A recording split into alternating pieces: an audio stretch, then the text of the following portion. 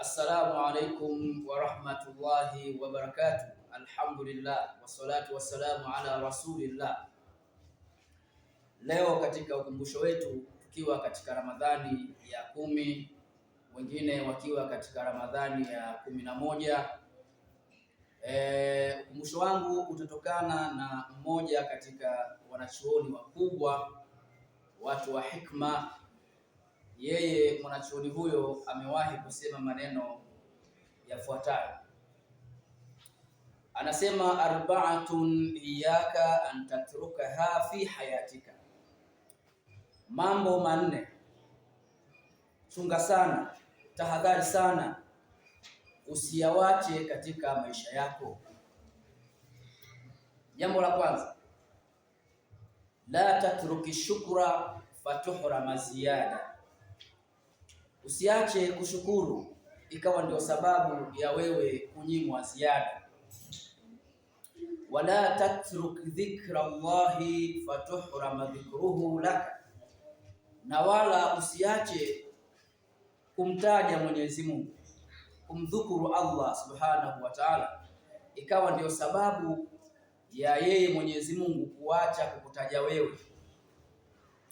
Wala tatruki duaa fatuhrama alijaba, na wala usiache kuomba sana dua kwa Allah subhanahu wa ta'ala, ikawa ndio sababu ya wewe kunyimwa ile ijaba, ukanyimwa kujibiwa dua. Wala tatruki listighfara fatuhrama najata, na wala usiache kufanya istighfari kwa wingi, ikawa ndio sababu ya kunyimwa uongofu, kufaulu. Maneno haya yanatufunza nini? Huyu bwana aliposema la tatruki shukra fatuhrama ziyada, kwamba usiache kushukuru ikawa ndio sababu ya kunyimwa ziada. Kushukuru, unaweza kumshukuru Allah subhanahu wa ta'ala kama alivyosema, wala in shakartum la azidannakum, ikiwa mtashukuru basi mtazidishiwa. Hii ndiyo desturi na ndiyo kanuni ya maisha yetu. Hata wanadamu wanapokufanyia wema, unapowashukuru, basi wewe unakuwa umeufungua ule mlango wa kufanyiwa wema hata kwa mara nyingine. Lakini pale aliposema huyu mwanachuoni wetu kwamba usiache kumtaja Allah ikawa ndio sababu ya wewe kutotajwa na Allah, maana yake ni hii kwamba unapomtaja Allah, mfano kusema la ilaha illa Allah, subhanallah, alhamdulillah, basi Mwenyezi Mungu naye huwa anakutaja wewe katika arshi yake, arshi Rahman, akiwa pamoja na malaika zake. Ukutaja anakutaja wewe kwa majina mazuri, kwa kukusifu mbele ya malaika. Jambo kubwa sana ambalo mimi na wewe inatakiwa tulifanye ili tuweze kupata zile sifa na kutajwa mbele ya malaika zake ambao ni watakasifu wasiokuwa na madhambi. Wala tatruki duaa fatuhrama alijaba, na wala usiache kuomba dua ikawa ndio sababu ya kutojibiwa maombi yako. Mara nyingi Mwenyezi Mungu Subhanahu wa Ta'ala katika mafundisho yetu, mafundisho ya dini, Mtume sallallahu alaihi wasallam anasema Mwenyezi Mungu huona wivu pale anapomuona mja wake si mwenye kumuombaomba yeye.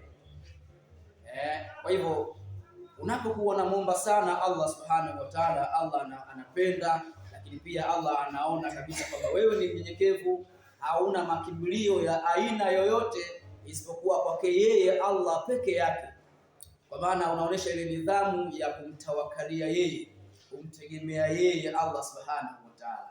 Mwisho kabisa, wala tatruki al-istighfara fatuhrama an-najata, na wala usiache kuleta istighfari ikawa ndio sababu ya kunyimwa mafanikio.